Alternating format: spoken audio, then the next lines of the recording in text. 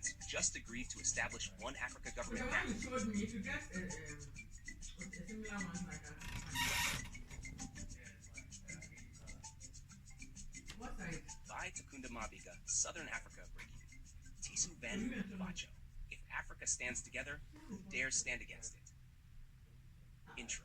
Some The words of dream food. just got real. Zimbabwe, Africa, the entire diaspora. This is not a drill. It's not a prophecy. Not a protest chant. Not a TikTok trend. It's real. On Saturday, in the corridors of the African Union Summit in Addis Ababa, something historic happened. African heads of state, led by Angola's President João Lourenço, officially agreed to begin the process of forming a continental government. Yes, you heard that right. A united African government within our lifetime. The plan is bold, complex, controversial, and powerful. And I'm going to walk you through everything. Who led the charge? Who's scared of it? What this means for Zimbabwe, South Africa, Ghana, Kenya, and you. So don't go anywhere. This might be the most important news in Africa this decade. Part 1. How it all went down. This past week, Addis Ababa hosted an emergency AU strategic leadership retreat, a rare closed-door gathering meant to address rising insecurity, youth unemployment, and foreign influence across the continent. According to multiple diplomats who spoke to our SABN insiders under strict anonymity, a bold 68-page proposal was circulated, titled The United Africa Transition Protocol, UATP, a roadmap to continental governance by 2036. The proposal recommends establishing a United Africa Parliament, creating a Continental Army Command, introducing a digital currency called AfriCoin, granting dual African citizenship to all nationals of AU states. Most shocking? All 55 African Union member states agreed in principle. No veto, no exit. Some called it the rebirth of Kwame Nkrumah's dream. Others called it economic suicide. But no one denied this is a new chapter. HO led this call. Let's give credit where it's due. President João Lourenço of Angola, the current AU chairperson since February 2025, opened the floor with this line. Africa cannot remain a sleeping lion while others feast on our future. We must rise, not as 55, but as one. Also key players, Paul Kagame of Rwanda, who reportedly delivered the most structured policy argument, pushing for regional integration first, then continental unity, William Ruto of Kenya, whose youthful tech-driven vision energized the room. He reportedly said, Africa has enough engineers to build a rocket, but we act like we need Europe's permission to farm maize. Ghana's President Nana Akufo-Addo was also seen pushing for common education frameworks. South Africa, under President Cyril Ramaphosa, played it safe publicly, but privately, younger ANC ministers are said to be fully in support text. And Zimbabwe? President Emerson Mnangagwa signed the agreement, but SABN sources say he was visibly tense during the session. Why? One of the clauses being discussed includes mandatory two-term limits under the new framework. Part 3. Why now? This wasn't random. There are 5 main forces pushing Africa to unite and fast. 1. Foreign military pressure. The US, China, Russia, and France are all deepening military activities on African soil. Instead of building together, African countries are becoming pawns. 2. Digital colonialism. Most of Africa's data sits on servers in the West. TikTok, Facebook, WhatsApp, even mobile money, all running on non-African infrastructure. 3. Youth unemployment. Over 70% of Africa's population is under 30, yet unemployment is sky high, and brain drain is bleeding the continent dry. 4. Coups and instability. From Sudan to Niger to Burkina Faso, internal instability is being used as an excuse by world powers to interfere. Again, diaspora pressure. Africans abroad, from the UK to the US, are increasingly demanding that leaders act in unity and build a pan-African identity that's more than just words. What the new government could look like. The United Africa Transition Protocol proposes a step-by-step transition by 2036.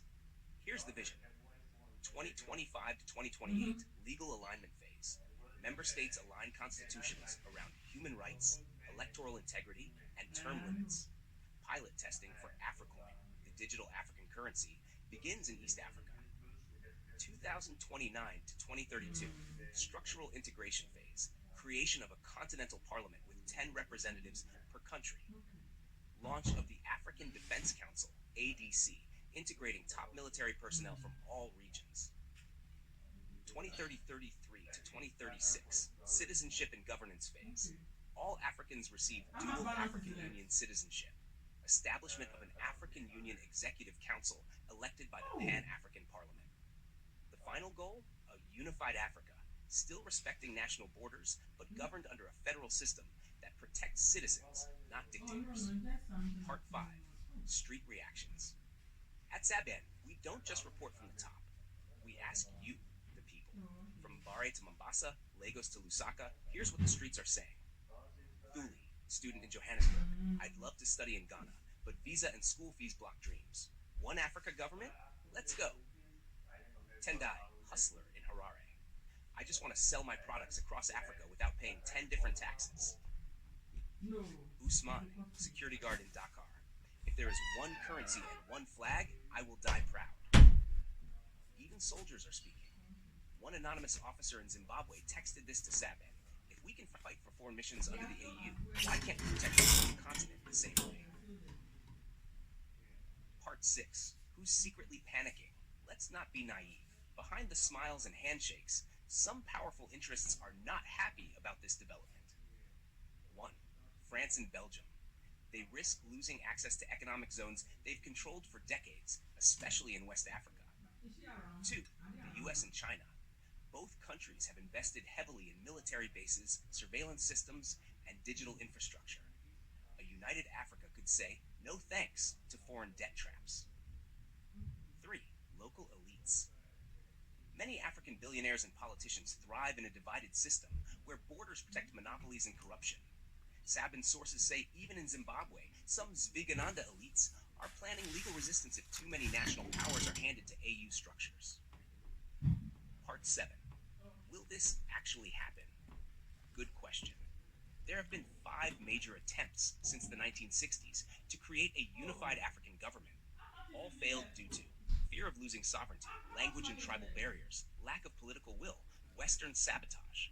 But this time, it feels different. Why? Technology makes integration possible. AfCFTA, mobile banking, social media. The youth are organizing continent-wide, not country by country. The problems are now global: climate change, migration, inflation, and no single country can fight them alone. Part 8. So what does this mean for you? Let's bring it home. If this dream comes to life, Zimbabwean entrepreneurs could sell goods in Ghana with 0 tariffs. South African miners could invest in Congo with full legal protection. Nigerian doctors could work in Malawi without requalifying. Your child could go to school anywhere in Africa for the same price as locals. And maybe, most powerful of all, your passport wouldn't just say Zimbabwe, Zambia, or Sudan. It would say, Citizen of the African Union. Part 9. This is our chance to love ourselves. Let me speak to the soul now. This is not about politics. It's about love. Love for our ancestors, who were divided by borders they didn't draw. Love for our children, who shouldn't have to leave the continent to dream. Love for our cultures, our rhythms, our languages, our genius. And love for ourselves, because nobody can unite Africa but Africans. Outrow, one Africa, one destiny. So, where do we go from here? We watch, we build, we pray, we push, we demand that this doesn't just become another empty AU file that gathers dust in an Addis Ababa cabinet. We, the people, must make it real. One Africa government is not a dream. It's an assignment. Takunda Mabika, ending call. Like, subscribe, share this with every African you know. From Cape to Cairo, from Lagos to Lusaka, from Bulawayo to Bamako. We are not 55 divided nations. We are one mighty family. Tisu Banhu Bacho. Let's build the future together.